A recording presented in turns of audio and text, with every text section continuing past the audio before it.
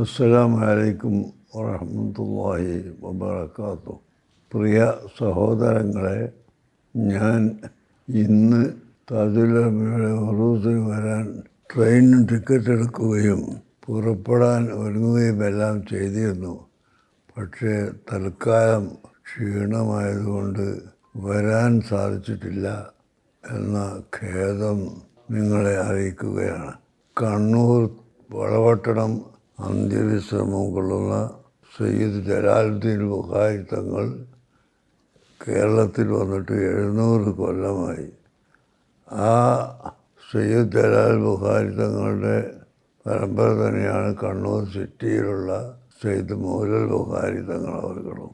അവരിൽ നിന്നാണ് കേരളത്തിൽ ബുഖാരി കുടുംബം സാദാത്തുക്കൾ വർദ്ധിച്ചു വന്നിട്ടുള്ളത്. 700 കൊല്ലം മുമ്പ് എന്ന് പറയുമ്പോൾ വളരെ പഴക്കമുള്ള കാലമാണെന്നത് എല്ലാവർക്കും അറിയാമല്ലോ. അന്ന് മുതൽ ഇവിടെ ബുഖാരി സാദാത്തുക്കൾ ധാരാളമായി വർദ്ധിച്ചു വന്നിട്ടുണ്ട്.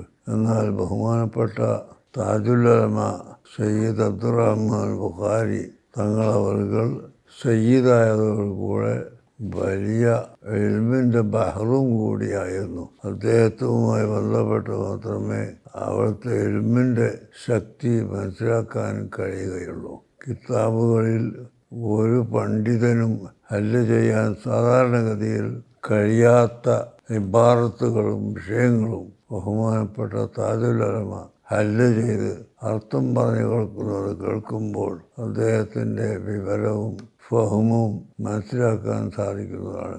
അങ്ങനെ ആലിമും ആബിദും സയ്യിദുമായ മഹാനവറുകളുടെ പേരിൽ ഖുർആൻ ഓതുകയും അവരെ സിയാറത്ത് ചെയ്യുകയും അതാണല്ലോ നമ്മുടെ ഉറൂസ് കൊണ്ടുള്ള ലക്ഷ്യം. അത് വളരെ പ്രതിഫലമുള്ളതും മഹാനവറുകളോടുള്ള സ്നേഹത്തിൻ്റെ അടയാളവുമാണ്. എല്ലാവരും ഇത് സാലിഹായ അമലായി കരുതി മുഴുവൻ ആളുകളും ഒത്താശകൾ ചെയ്ത് പരിപാടി വിജയിപ്പിക്കണം. ഇൻഷാ അല്ലാഹ് ഞാൻ അടുത്ത സമയത്ത് തന്നെ സിയാറത്തിന് അവിടെ വരുന്നതാണ്.